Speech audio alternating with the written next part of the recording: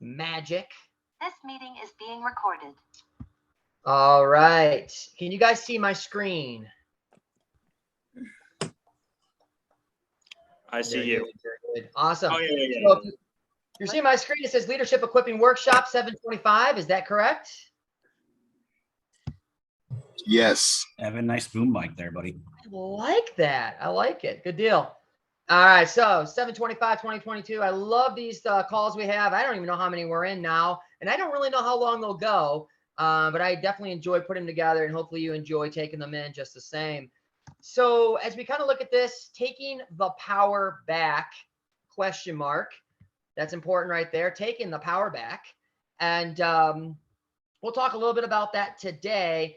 But as per the normal, we're going to kick things off with an icebreaker. So if you could be really hot or really cold, what would it be? Feel free to add to the chat. You can also unmute your mic, all that good stuff. But if you had to be really cold or really hot, what would you be? I'd be really cold. Go ahead. Cold, because I could at least layer up. I've heard that before. That's often a mindset that people carry with them. Yeah, absolutely. So you I could would rather- always bundle up. I would rather be freezing. I hate sweating. It ruins your clothes. You don't look good. I just don't like it. No. I'd rather be cold. Yeah. Okay. All right. Anyone pick hot?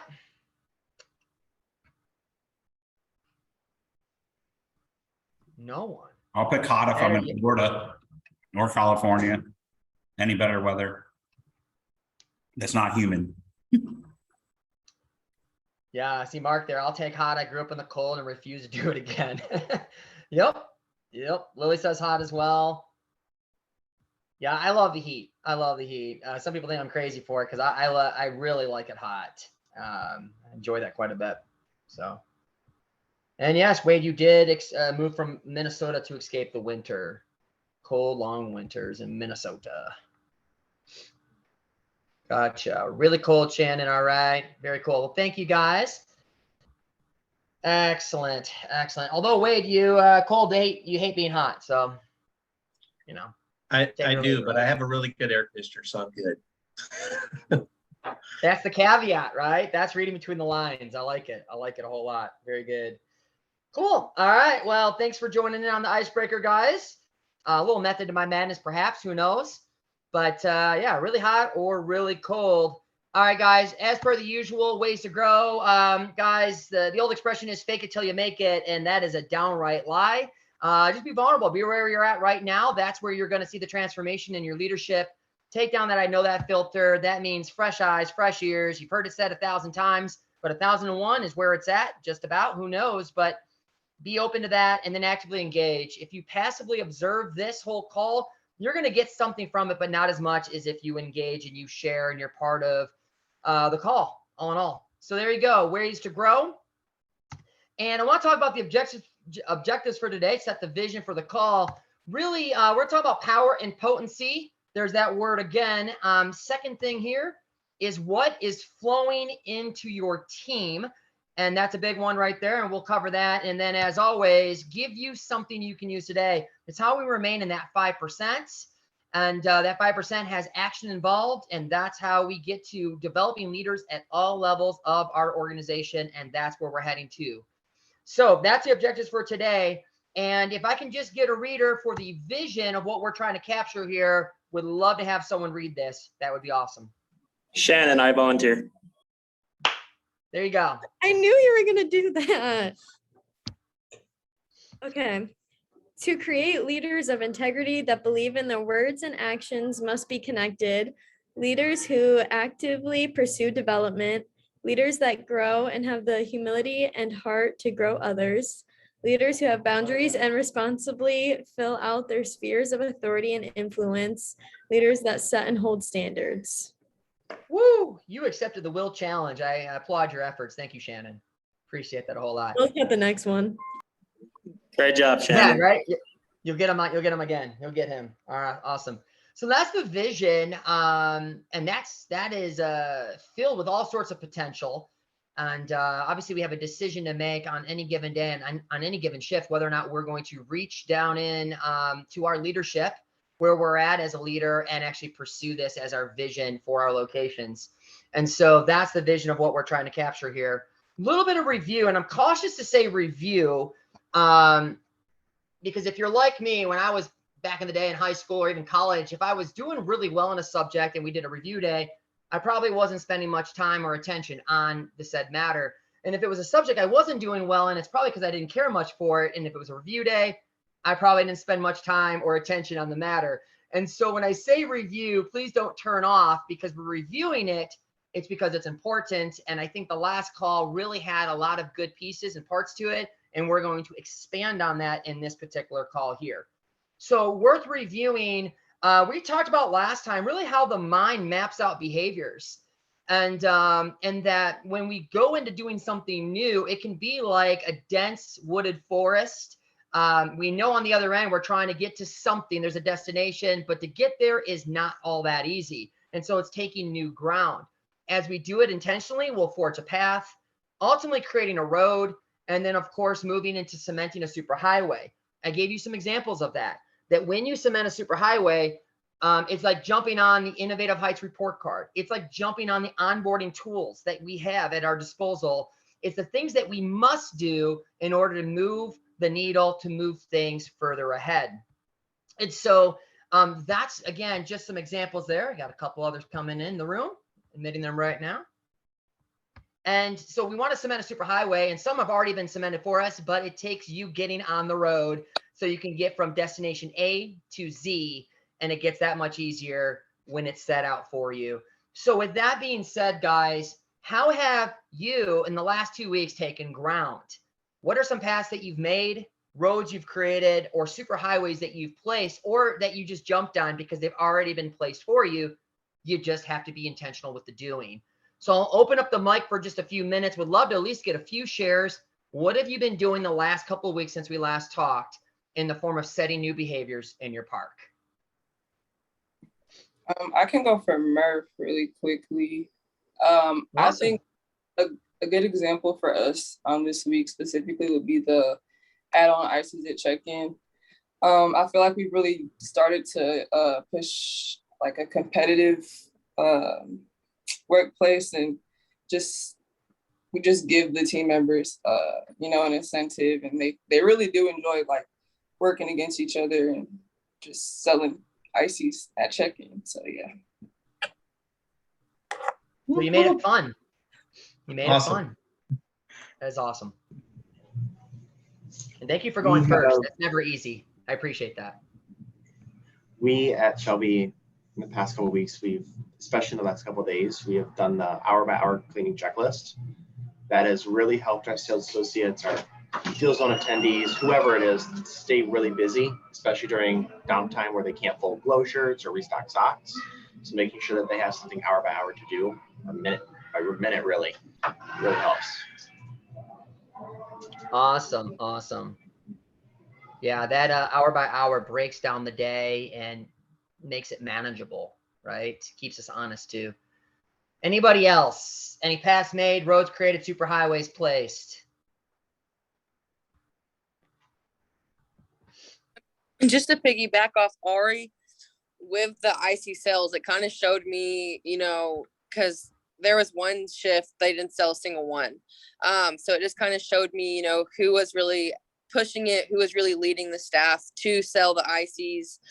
So Ari's honestly a big part of that. So thank you, Ari. She had them, combating with one another and racing to the doors and, things like that. So it kind of pointed out to me which leads, took like power in that, and which leads I need to work on, moving forward. So that's awesome. And may I say, does she yell out Mortal Kombat? No, she has her own way though. She just gets sassy with them and acts like she's gonna take it all. Like our foam pit cleaning, even I posted, any volunteers, I just like to see, who has that team first mentality. And she's out there saying like, I'm gonna finders keepers, everything that's found is mine, and got the team like hyped up for it and like ready to do it. And we're definitely going to pull some of the things you taught me too, Lance, of just like the racing. And I was going to text you to see what our time was to beat, because we got it.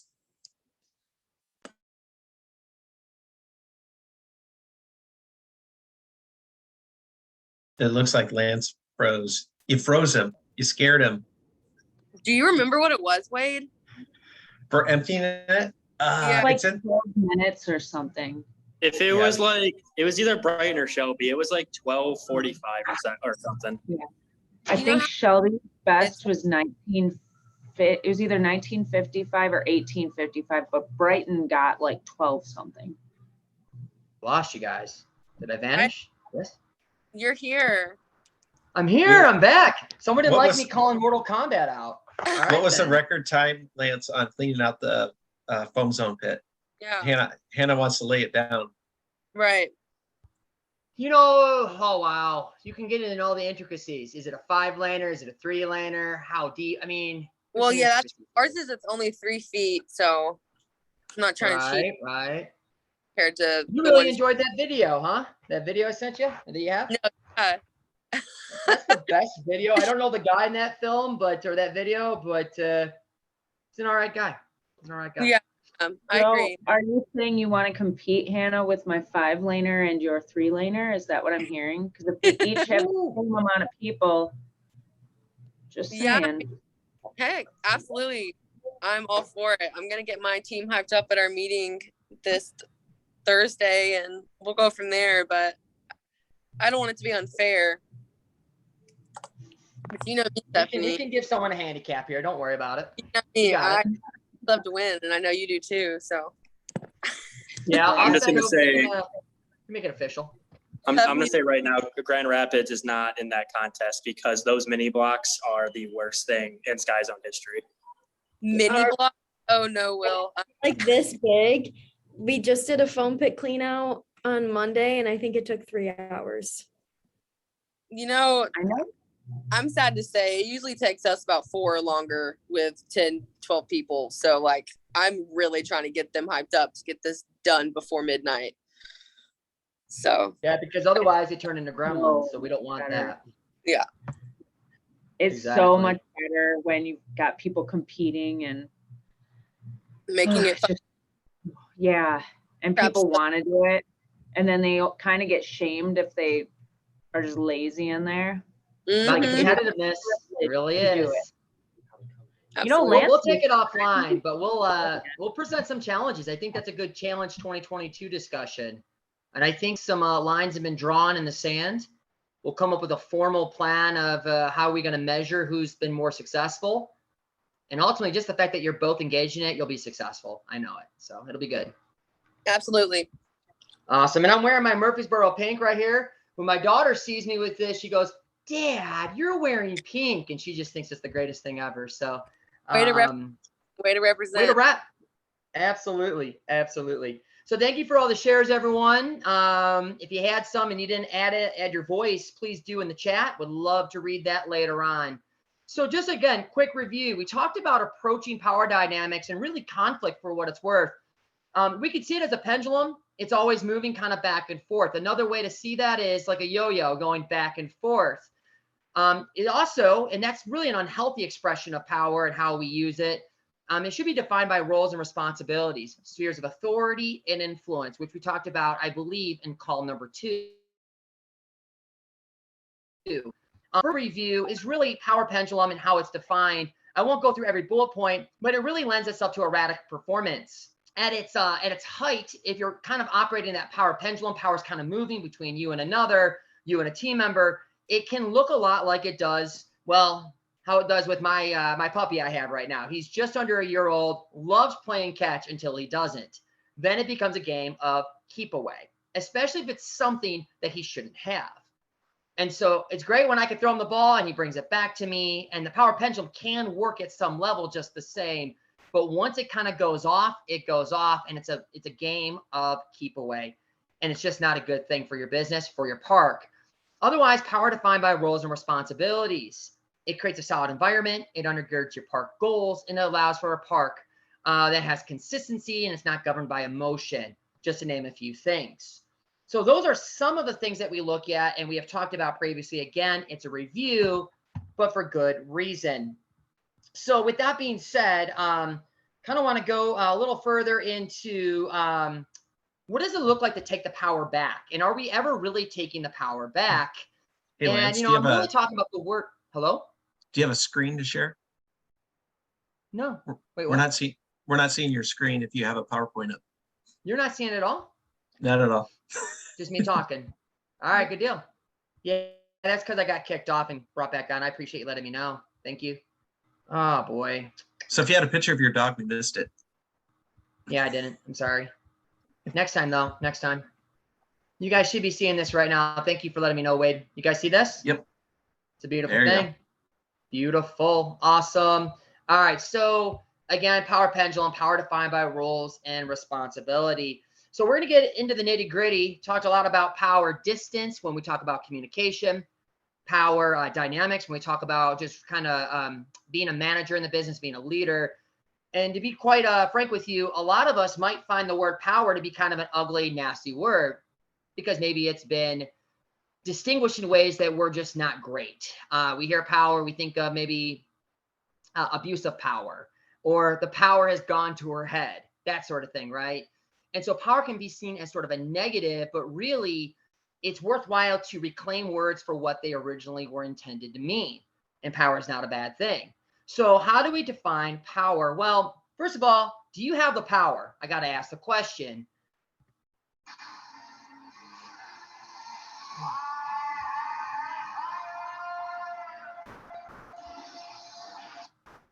Now, there's a good chance you're not like He-Man, and that to claim the power, to have the power, is not as simple as throwing a sword over your head and just saying a few magic words, and then the power descends upon you. Just the same, doesn't matter if you have a polo, doesn't matter if you have a magnetic name tag or a signature on your email that was different than the one former. You've heard me say that before. It doesn't become that automatic. It never is. And yet, for those that do know He-Man, who knows He-Man on here? I'm dating myself here a little bit. I know He-Man? He-Man. You know He-Man, all right. He-Man, I would say he's an average guy when he's not He-Man, but he's a prince. So he's never had it all that rough, right? But he's a prince who puts the sword up in the air, says a certain few choice words, just as I showed you in the video clip, and bam, he's He-Man, most powerful man in the universe, lifting mountains, things like that. And yet that's not the kind of power we're talking about, quite obviously. So how is power ultimately defined? Well, let's talk about that. Defining power in its original sense, this is from the 1828 Webster's Dictionary. And the reality is words have changed a lot over the years. They've been really dumbed down. But power as a noun is the Latin has posse, possum, potens, potentia, which is where we get the word potential. I think that's really neat to kind of tie that back to what power really is tied back to, is potential. The primary sense of the verb is to strain, to exert force. In a philosophical sense, the faculty of doing or performing anything, the faculty of moving or producing a change in something, ability or strength. Other things you can look at: force, influence, energy, ability, natural or moral. You have the power to make the right or wrong decision, and even momentum. So power, as distinguished in its original, how it was defined, has a lot of different meanings, but they all have a measure of force behind them, energy. It's dynamic. And so that's defining power. But how do we define power? I would say it's tied back to this. I would also say it goes back to our vision, right? To create leaders of integrity that believe their words and actions must be connected. When we're doing this within our business, that's tying back to how we're actually utilizing power. Leaders who actively pursue development, again, that's tied back to power. Leaders that grow, again, there's movement, and have the humility and heart to grow others. There's intentionality. Leaders who have boundaries and responsibility fill out their spheres of authority and influence, that in and of itself is how we utilize power in a way that is, like I said, responsible. And then leaders that set and hold standards. You're holding them in check. So with that being said, that's vision in a nutshell as we see it in our business. That's how we would define it. And so going on to the next screen here, guys, talked about this before. How do we practically approach power dynamics through roles and responsibilities? Well, again, I'm not going to go through all of them. I have some others joining right now. Give me just a minute, guys. And joining up. All right, all right. My apologies, everyone. All right, we got Quentin on. Awesome. Nobody point at Quentin. Just glad to have him.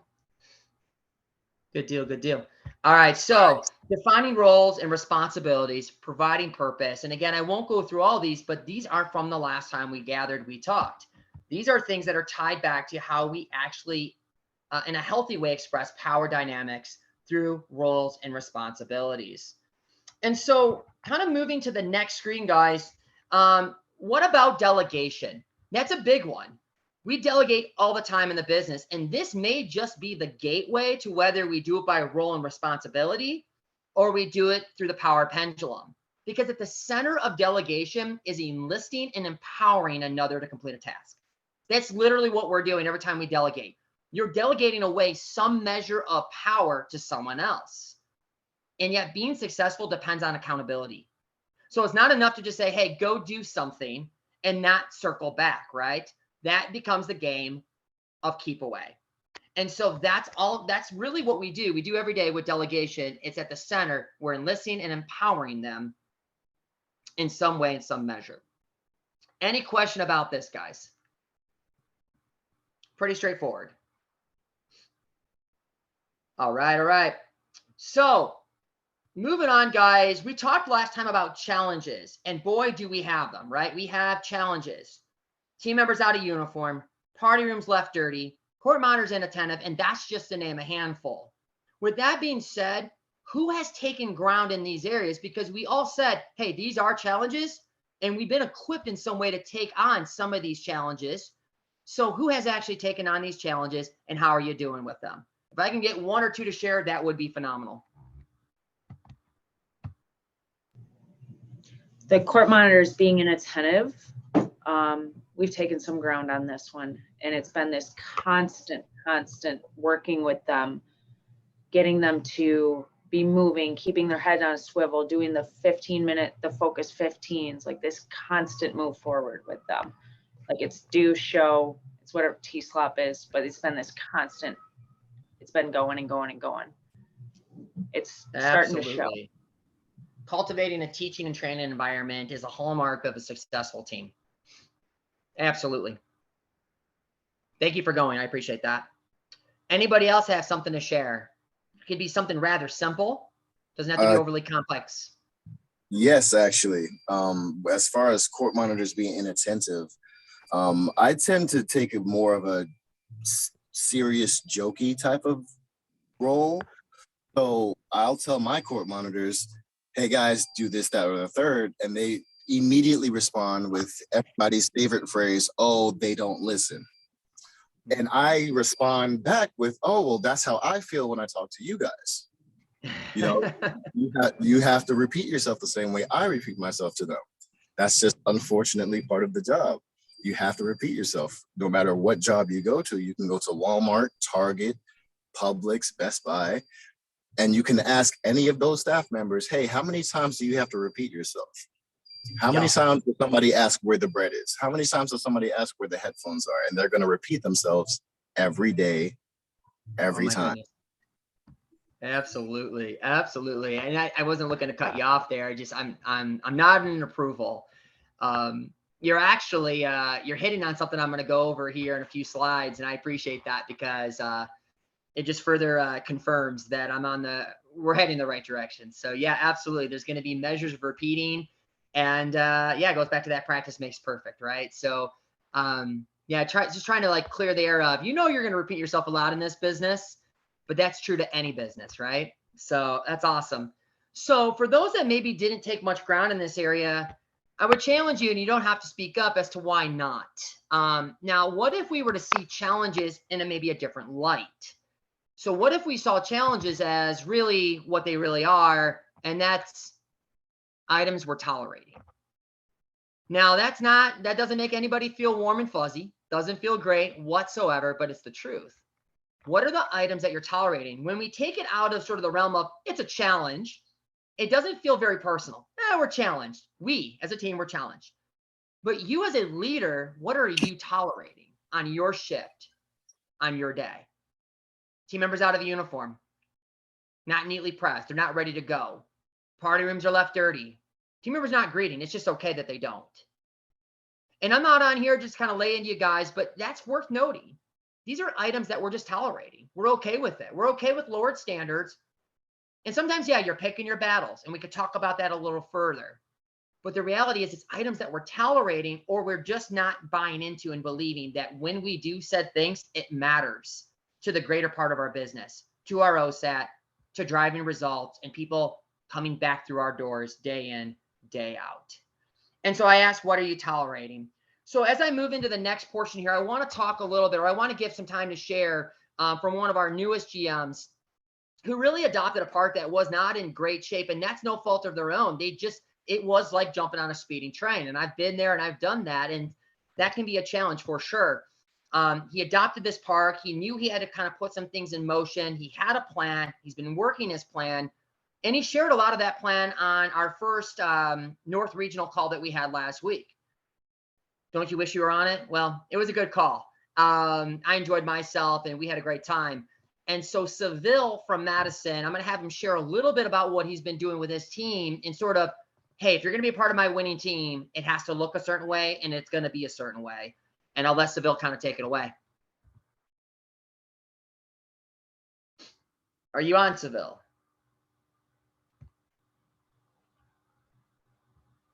My man Seville, you on? I don't think he's on. I don't see him on here, Lance. It's interesting. With plenty of heads up, he might have run into something at the park though. So, my bad. So Seville, I'll just kind of give a gist of this and just to take on it. And actually, you know what, Wade, just to give myself a break from talking, I like to break it up a little bit. If you don't mind, or even Will, you were around for those conversations. What is he doing? Really the highlight being the delegation piece, and you don't get much more than the basics, and you're only holding a spot for a moment, that sort of thing. Can you talk to that? Yeah, I can. I'll give you a little sort of synopsis of it. Yeah. Seville, as you said, took over a really challenging park, particularly from a team member standpoint of demographics of the team and whatnot, and just challenging of them getting away with not having to do things for a long time. And he just really got in the water and started coaching and teaching them. And I wrote down a quote that he said.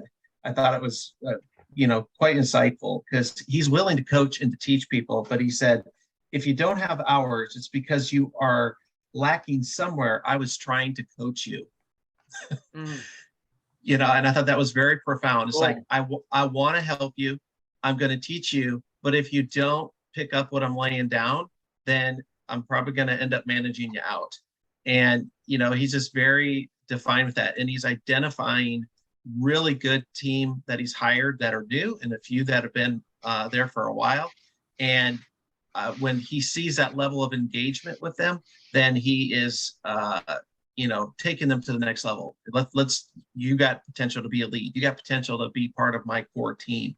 And he's just really done a really great job of that. I can't honestly do him justice on how he displays it. So for those of you that were on the call, Stephanie, Bill, Devin, you know how he speaks, and I thought we all got a good chuckle out of just how he has tackled a really tough, passion, and just digging in and not giving up. Yeah, I'll add to that too, Wade, since I've been in front of him too. Just a breath of fresh air for sure. Just the guy he's just down to the basics. You know, we're walking, we're using our hand signals. You know, we're continuously checking the bathroom, sweeping the floor, we're smiling, we're telling, hey, welcome to Sky Zone. This is all things that are just the very bare minimum that makes such a big impact on the park on a day-to-day. And he's on top of every single court monitor, every cashier, every lead, every manager. It's him constantly walking around the park, making sure that the standards that he knows and is putting in place are being implemented. And no, he's doing a phenomenal job. That's awesome. You guys summarized it pretty well, but yes, yeah, it's his passion, it's his grit, his stick-to-itiveness. He's not willing to let go of the standards. He keeps pressing in, and hey man, we're all gushing about Seville, and he's not here to hear this, but thankfully we're recording it so we can share this with him later. So him and his team are doing a great job, and they've taken a lot of ground. And you guys will find out tomorrow. They actually had a mystery shop, and we'll talk through that tomorrow. But couldn't be prouder of just how well they've done in such a short amount of time. The guy is swinging home runs right now. That's what he's doing. So swinging for the fences, as they say. Thank you guys. Appreciate that a whole lot. So kind of moving on, guys, got to ask you, does your park have problems? Now, if you say it doesn't, your park doesn't have any kind of problems, you're obviously lying. I'm reminded of my retail background, a question I would pose to my team when I would be doing my little huddles in the morning. And I was actually really big on sales back then, and some things I used to do then, I think I'm going to start doing now again within Innovative Heights Network. And I would do this exercise called getting the nose out. And we would just do sort of a sales role play. One person's a guest, the other person's a sales associate, and they would just have a back and forth and overcome the nose right off the top of the day. But the first no I would ask for is, who's going to be told no today? No on a warranty, no on a pack of batteries, no on selling up, adding on a sale. And everybody, and this is when I was 17-year-old manager, the 50s and 60-something-year-old team members that I had in front of me, talk about a measure of intimidation, would all raise their hands. We all knew that at some point we would be talking through the nose, and we would be role-playing through them so that we could sell through and know the difference between, nah, I don't really want that membership, versus, no, I really don't want that membership. The nah is usually they just need more information. And that's not what this call is about, but that's just an example. So does your park have problems? Absolutely it does. In fact, your park has problems that range from park to park. Some parks are well put together. Other parks are middle of the road. And there are some parks that if I were just to ask you candidly, you would say, yep, we got all sorts of stuff going on. No call, no shows, people cussing, so on and so forth, right? I digress. But there are parks out there with major problems. And I'm here to tell you, there is no shortage of leadership books, no shortage of business blogs out there and podcasts and so on and so forth that want to tell you there's 1,000,001 different ways to come at your specific problem. But honestly, it all ties back to the same answers every time. And so I want to just kind of shine a light on that. And you may say to yourself, but you don't know my park. You don't know where we've been. Listen, guys, what I'm about to show you isn't tied back to zip codes or state lines or someone's makeup, where they came from, that sort of thing. It comes back to every park has problems. It's at a varied degree, but the answers are the same. The solves are the same. So here again is the head and the heart. And I wanted to kind of focus on that for a moment. We can find ourselves stuck, especially when dealing with a problematic park in this area. If we go too far over to the heart end of the business, feeling our way through the business, sort of emotionally, really having an emotional reasoning response to the business, we're going to get just run right over, especially if you're in a problematic park. We're sourcing people from all over the face of the planet, it seems, and they have histories. They come in wanting to have us be the solution for some of that history. But the reality is they're here to do a job just like you and I are, and we're not unempathetic, but we got to be mindful of how far we're willing to go into being overly empathetic and getting too involved. Just the same, there's the brain of the matter. The operational sort of perspectives that we have to have to run a business and run it well. When we do this to the extreme, though, it's as if we reduce our people to machines and not human beings. The only machines that we have up on the courts are cameras, they're video cameras, right? We actually have human beings up there that have to have their personalities on display, and we want them to, so that when someone does a phenomenal job on courts, they get asked to host a birthday party 2-3 weeks later for that same guest that was wowed. And so we're always managing the head and the heart, and it's a delicate balance, and we can't get caught flat-footed in one or the other. And that's why the standards keep us honest and keep us on point, because it's all about the standards. Doesn't mean that we don't lean in. Doesn't mean that we don't give it our style. We don't manage or flex our style as managers, as leaders. But we have to keep sort of this position between the head and the heart. So you guys have heard a lot from me, but I want to talk through and I want to show you guys, or I'm going to have Devin actually talk about hiring with the end in mind. And he referenced this a little bit on the tribe call, the network connect, or the network call that I had last week with my group. But I wanted him to share further. Again, brand new GM doing some great things in GR. And I asked him to talk about hiring with the end in mind. So take it away, Devin. Yeah, so a couple weeks ago, we had a couple of our employees recommended that their friend come in. And so I was interviewing him, and he kind of talked about what he wanted to do. So I asked him, you know, what are your future goals? And he said he was looking to go into the Army or the Air Force. And so as we were talking, you know, I'm asking the questions that are on the list, and then I thought back to that, and I said, wait a second, what are you trying to do in the Army or the Air Force? And he said, actually, I'm looking to be a mechanic. And I was like, oh, hey, did your buddies tell you that we actually have a maintenance position here? And he goes, no, that wasn't something I knew about. So I kind of said, let's go look around real quick. I'll kind of give you an idea of what the role is, and then you tell me if you think it's something that would help you. And it kind of went along with what I had been telling people. Anybody that I've interviewed with over the last month or so, I've kind of told them, you know, even if you don't want to work at Sky Zone for the rest of your life, there are things, think about the position not as, oh, I have to go up and court monitor. Think about how that role can help you get where you want to be in life. So if you're, like somebody mentioned that they wanted to work in law enforcement, and it's like, well, if you're wanting to work in law enforcement, isn't that the perfect way to start? You're up there talking to people. Some of those people might be combative. They just keep ignoring you. Like, it's a perfect way. So I'm like, so if you think about the role in that sense, it's not just, oh, you know, I'm court monitoring and I'm bored, then it'll help you make the job a little bit more enjoyable. So in speaking with this, with the guy, his name's Colin, and realizing that that's what he was interested in doing, when we went around and I kind of showed him the underneath the trampolines and how everything worked, he goes, yeah, this would be fantastic. And we kind of made a joke about it, that the Army and the Air Force definitely have springs involved somewhere. They're like in a tank or in an airplane, there's some type of spring. I know it. So I said, that's something you can put on your, when you go to become a mechanic in the Army or the Air Force, that's something you can put on there on your resume. So then we reached out to Lance and I said, hey, Lance, when are you going to be in a park? Because I'm brand new still. I still don't know everything about the park and how it runs underneath the trampolines and stuff. So I wanted him to kind of learn from somebody that's a pro at it. So Lance came out last week and kind of walked around with Colin, and he pointed out things that we would need to improve and ways that we could do it, and just kind of talked through things with him.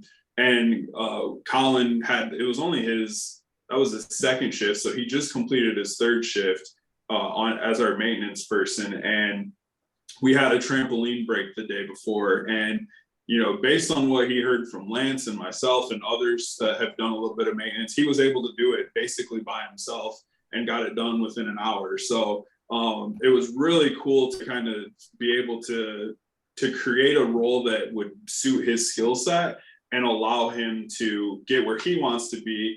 But you never know, you know, it might be something that he becomes passionate about and he could end up doing this for a while. But yeah, that was kind of what we were looking to do, is just kind of talk to people, see what their strengths are, and get them to understand that you can use this role. If it's your first job or your second job, doesn't matter. You can use this role to gain skills that'll help you with where you're trying to go. So with Colin in the Army, like I said, the Army I know has springs somewhere. So it's been a great fit so far. And then we told him, you know, it'll get to a point where once we've tackled the list of things that Lance said we could do to improve, then we can teach you other things too that'll just add to your value that you bring to the team. Yeah, that's awesome. And may I say, I brought some trampolines up or down over, I guess, from Milwaukee last week, and stopped by your park briefly to drop those off. And he was the one that met me at the car. And yeah, I mean, he was actually, dare I say, excited to get these trampolines from me, and that's kind of a rare occurrence. So that was neat. Like, thank you for. I'm like, most people don't thank me for bringing them more work, but especially that type of work, but. We definitely need that in the business, and it's important. And I just think it's really good that you're hiring with the end in mind. You're seeing beyond just, well, we just got to fill a spot. We got to fill a spot. We just need a warm body, because that is a sure sign that we're not going to be heading in the right direction anytime soon if we just hire a warm body. And so, although that's not for this call, hiring with the end in mind and doing really good interviews, huge. It's huge, and we'll expand on that, I'm sure, in further future calls. I believe we're going to do something on that during the GM Summit here in just really a couple short weeks. But I appreciate you giving me that share, giving us that share, Devin, just because hiring with the end in mind is really, really critical and crucial to what we're trying to do. So awesome. Awesome. All right, guys, moving on. What is flowing into your team? Have you ever asked yourself that? As we near the back end of the hour here, what is flowing into your team? There's an image of a pool. The top of the discussion, I said, would you want it really hot or really cold? I said, or maybe I didn't say, I'll say now, I enjoy the heat. I think I did say that. I probably enjoy it because I have an in-ground pool. Some people don't have those, and I appreciate the pool I have. It came with the house. I wasn't looking for it, but I was blessed to receive an in-ground pool. I grew up with a pool. I was shown very little how to maintain a pool until I had a pool, and then I had to learn because, well, it's mine and it's ownership. And so I have a pool. And for about a decade now, we've lived in the house that we've lived in. And actually about a handful of years ago, I was mixing product to put into the pool, and I won't bore you with the details. And basically, you come out of the winter, you got to fill up the pool because I had it pretty much half emptied. Put more water in, and I was mixing some chlorine, some shock in a bucket. And I normally would use a stick, like just a stick from a tree. The stick broke. I quickly grabbed just the end of a pole that I was using for my skimmer. That had broken recently. I was throwing it out, but I figured, why not? I'll use that to mix the product. And I created a chemical reaction and about blew myself up. I can joke about that today, but it wasn't all that funny. Literally about blew myself up. The loudest sound you can imagine. My family was stirred from whatever they were doing inside. There was a cloud of chlorinated water up in the air, moving across like an orb across my backyard. I was showered with product. I had glasses on at the time, much like I do now. And that's the only thing that stopped me from, I think, being blinded by it. I blew out my eardrum. I was not in good shape. It was awful. The pole I was using flew out of my hand up and over my house and landed in my front yard. It was that kind of force. So when I say I blew myself up, I blew myself up. So I asked, what is flowing into your team? Are there times in which you might be blowing things up, not doing things all that hot? You wish you kind of knew better what you could do to get your team moving in the right direction. Using that analogy, I'll tell you a little something else. So last summer, I was trying to get my pool open, and chlorine is at an astronomical price right now. Just like everything else in the world, it's like triple the price it normally would be, and it's expensive already. I've always had good water. I've always had good product. But this year, for whatever reason, I couldn't get my pool going in the right direction, meaning bacteria, algae.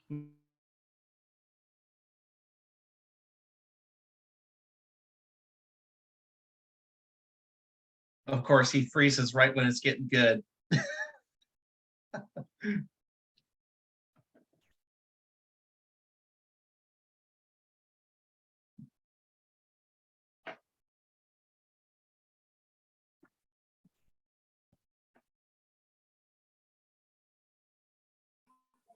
Well, the world may never know.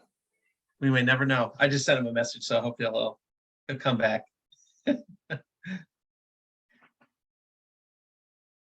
Look at Stephanie roaring. He probably just kept talking. I was imagining him blowing up. His hair is singed.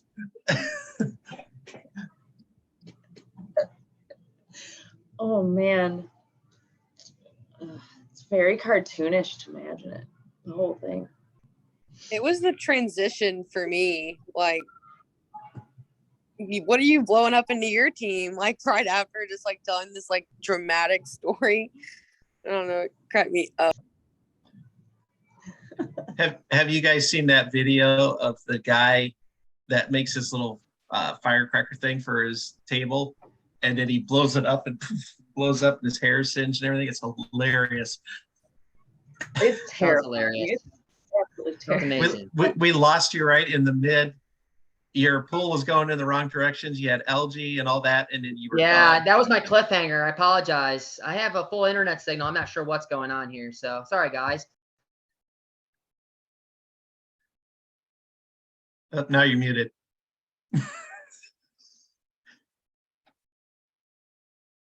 We're good now. You guys can hear me. Yep. Awesome. And I remember to put the screenshot back up. Yeah, like I said, that was just a cliffhanger, and I was leaving you hanging there. I have a great internet signal, so I'm not sure what's going on. So hopefully we won't have that interruption again. So I apologize. You guys are such a great audience, though. So yeah, my pool was going in the wrong direction. I brought my water to the experts. They told me just to get more chlorine, which was expensive. I went home, did just as I was supposed to, and a couple days later, my pool was worse. It was worse. And we're burning daylight. We only get so much summer in Michigan here, unlike sort of Tennessee or Florida for that matter. And I was kind of bumming. I spent a lot of money, and I wasn't where I wanted to be with my pool, and it really wasn't swimmable. So I went back to the experts and got a take. I just said, "Here's the water. What's going on?" And they told me, "Your chlorine is locked up. Your chlorine is blocked. You actually have what is called a chlorine demand on your pool right now. So you can keep putting product in, but you're not putting it in at the level that you need to, at the volume you need to. So double the amount of chlorine." Now, one who's cynical like I am at times would think they're just trying to sell me on chlorine. But I already had chlorine at home. But I was going through the majority of my chlorine way too early into the summer. And I said, well, if I double up my chlorine, you're saying that's going to do what? And they said, it's going to break your pool free, and chlorine's going to move freely, and you'll have your pool back in shape. But you have to meet the chlorine demand.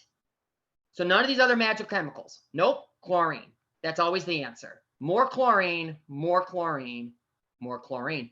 I added that in, the doubled amount, and in just 24 to 48 hours, crystal clear water, remained that way through the summer. An expensive mistake or two. Wasn't quite like blowing myself up, but the reality was I had the water I was looking for. So what is flowing into your team? You may find that you're looking for something magical, some sort of quick response, some sort of quick answer to fixing your woes. It's rarely that easy. It is all about consistency. It is all about intentionality and holding the standard shift to shift. You have things flowing into your team, whether you know it or you don't know it. I had all sorts of stuff, pathogens and stuff floating through the waters of my pool, and it took meeting the chlorine demand. In your case, meeting a particular demand placed on you as a leader in the business to run your business and bring it to another level, bring your team to another level. And it's always made up of the most simple things. And so what is flowing into your team? Well, we talked about it before. Practically approaching power dynamics through roles and responsibilities. I won't bore you with everything that's here, but this seems like a great starting place. How about we frame that around what is flowing into your team and really kind of take it apart? Are you giving your team a sense of purpose, roles and responsibilities? That ties back to the last screen we looked at. Do they have a sense of purpose? When you're hiring, do they know from the moment that they're being brought on how what they do when they're doing it in full measure ties back to the overall vision for that group, for your team? Do they know what they're doing and how it brings them to a place of commitment to win? You have a commitment to win, I'm sure you do.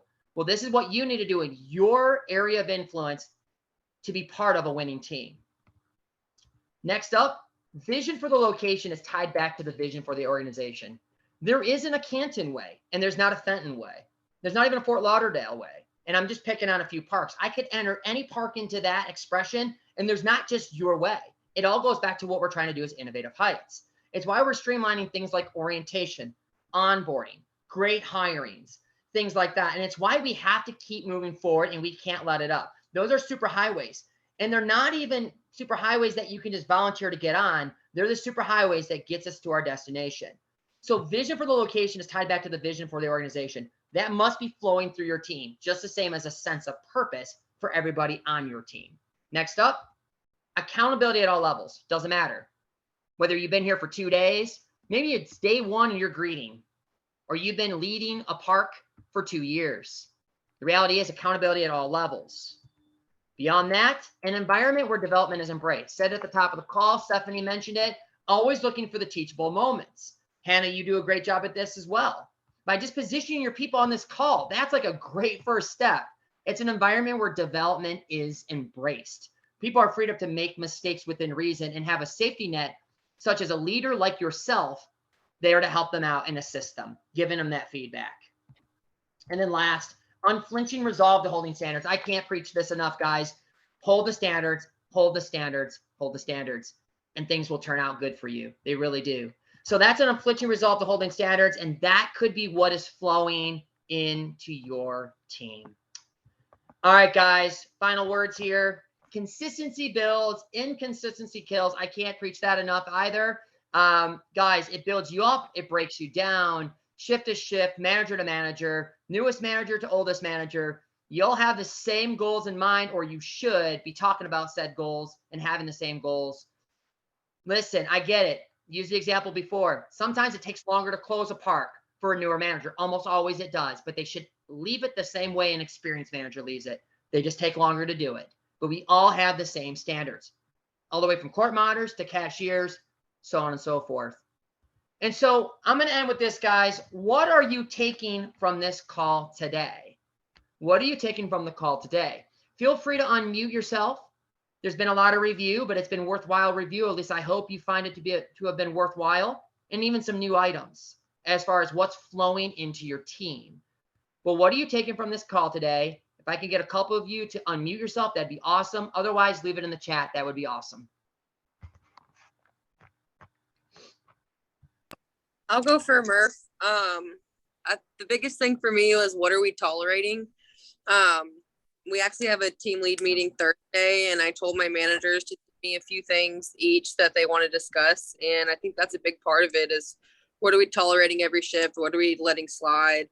And it's kind of putting a stop to that. So that was huge. That was huge for me. I appreciate that. Thank you. Yeah. No one said it would be easy.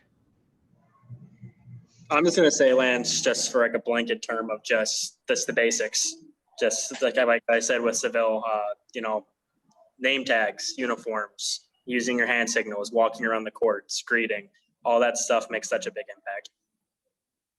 And it's the minimal. It's the minimal part of the job, to be honest. Yeah. Actually, Seville said that, right? It's the minimal part of the job. And somehow, some way, we've gotten to a point in some parks where people are allowed to not even hit the minimal. And we're okay with that. We've tolerated it. We've let down our guard and we've let down our standards. And Will, you can, I won't go into all the storytelling around it because it's already, we're towards the back end of the hour here. And I want to respect everybody's time. But you know the story, right? About the great court monitor that was under your leadership. She'd been on for 2 weeks. Love the job. And I pointed to a couple of leads and said, it's not going to be long before she becomes those 2 leads who were kind of just, dare I say, kind of dopey, but they just weren't doing their job to a high level, at least not to lead standards. And they were kind of the model. And we said, they're going to get that. She's going to become them.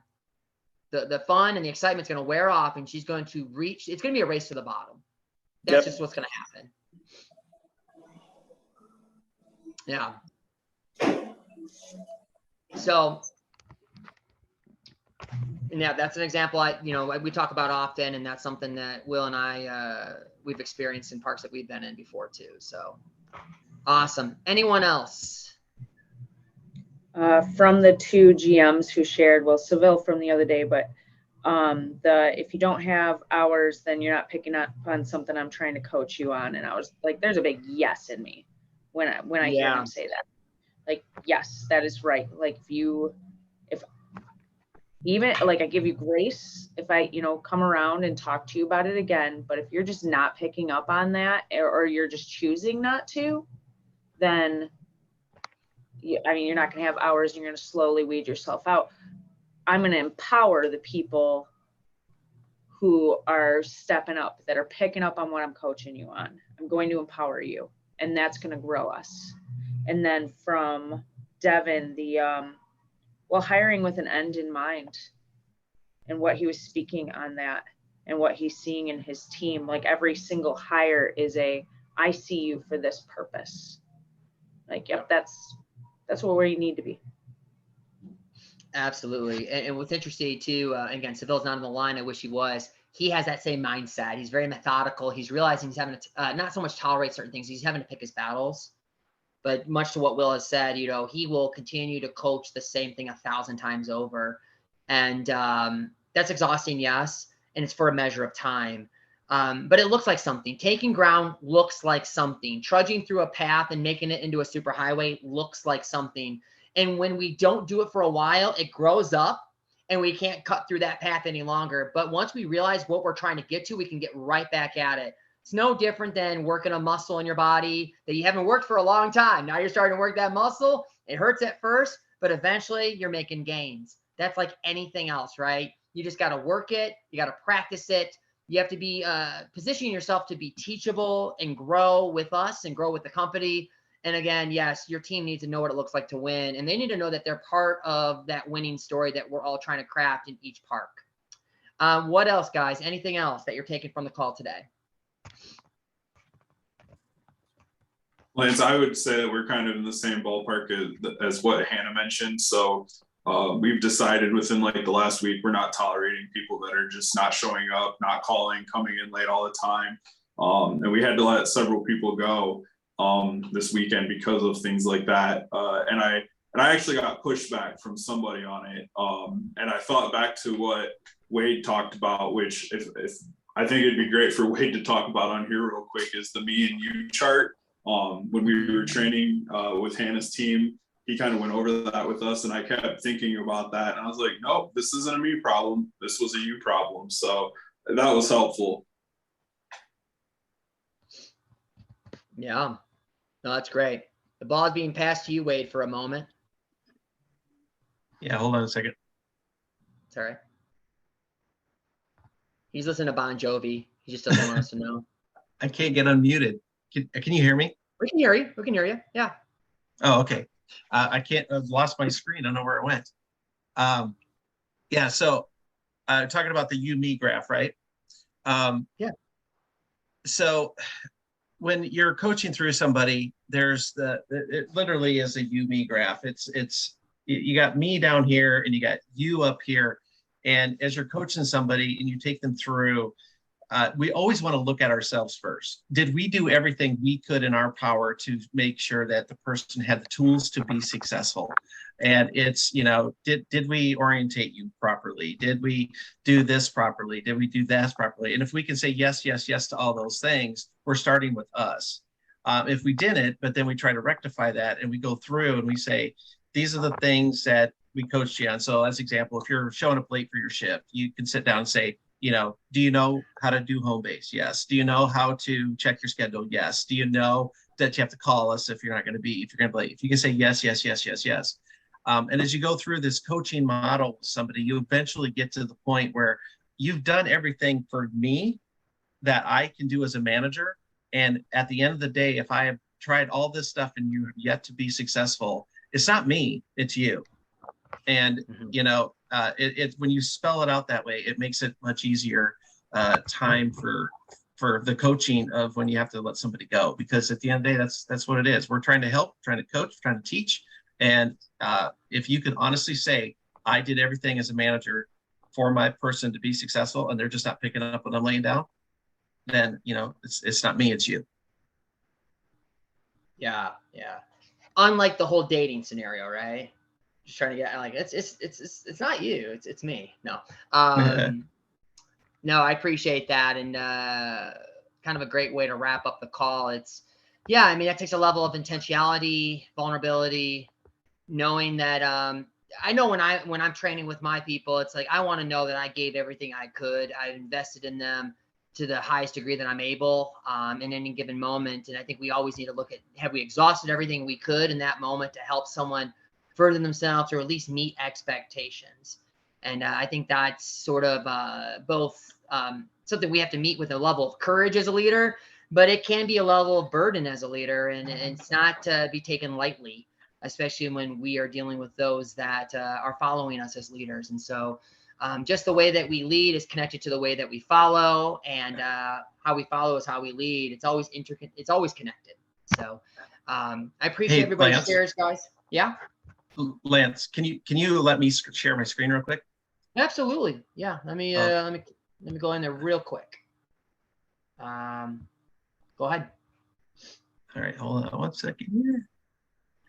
You weren't ready for me though. I wasn't. All right. On the screen now? Yeah. Okay. Let me know if you can hear. If you can't hear. I'm a firm believer that people will, like, if you have a plan to coach them out, they'll wean themselves out eventually. And I'm a big delegator.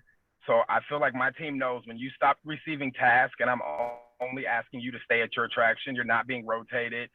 You're being offered bathroom breaks. I'm giving you time to, go get water, but you're not a part of our bigger process. I think eventually they wean themselves out, and the ones that don't, I just had to let go. There was 3 that I had to let go, but that's it. Like in my park, if you're not being given a task, I don't rock with you. And you can feel that real heavy because my relationship with them one-on-one is a large portion of how they feel about the job. It's starting to look like. And so, yeah, when you're not being asked to do those hourly rounds, when you're not being asked to join the team in housekeeping, or like we reorganized our foam pit, I left 2 people just on attraction so that we could mix the colors up around the park. And those are the 2 people who actually just recently have gotten let go. But yeah, they're not a part of my process. You're there. I want you to do your job as a court monitor, but for the greater good of the park, you can't be trusted. So you get no task, no work, and then you get no hours, and then yeah, you're out. There's a diminishing quality. There's a diminishing component there, right? Yeah. Yeah. I just like it. You obviously want everybody to make it through that process, but they're not going to, and I'm not going to fire everybody that does wrong. If you have what it takes to notice that something's different in our working relationship and you can step it up, then you're going to be valued even more. So I'm giving you an opportunity for personal growth. Recognize that you weren't up to par, get up to par, make it through this. Most of them don't. I'm not going to lie to you. Most of them are like, I got it good. I don't have to wipe a table. I don't have to cook a pizza. I'm just here. I'm pulling this zip line rope, and I'm just sitting there like, your shift is going to somebody else. But you're clear about that, right? I mean, yeah, they all know it. You're transparent. You're real with them. I tell them if you don't have hours, it's because you were lacking somewhere where I tried to coach you. That's it. I have a young man named Duke. There was his quote. Beautiful. Love it. Love it. That's great. That's great. Seville would be proud. It's good. So I guess we leave you with that, guys. In Seville's park, he won't rock with you if you're not along with the plan, if you're not up to standards. How about you guys grab hold of that too in your parks? Who's willing to rock with you, Gwen? Who's ready to rock with you, Evan? Right? Kind of go around your team. Who's ready to rock with you? And who needs to make their move out of the business? Again, we coach up with a high bias, and yet we also coach out. We always have to be discerning who's coachable, who's not coaching, who's not coachable. But yeah, that was excellent. Thanks for pulling that, Wade. Appreciate it. All right, guys. Thank you so much. Hopefully you bring something back to your team from this call. I'll be asking next time we're together. More on when we'll be together next time. I have to move the dates around a little bit because of the GM Summit. It kind of lands in that week there. I'll be traveling that Monday. We'll have a special leadership development type thing for the GMs. My apologies to the rest of the managers here. You won't be a part of that necessarily, but hopefully they teach that, they train that back to you, or maybe it'll find its way into a future call. But thank you for joining, guys. Really be asking yourself who's ready to rock with you and what does that look like in your park. Have a great week, guys. Thank you so much. Have fun and fly safe. Yeah. Bye, guys. Take care. Thank you. Thank you. Stop recording.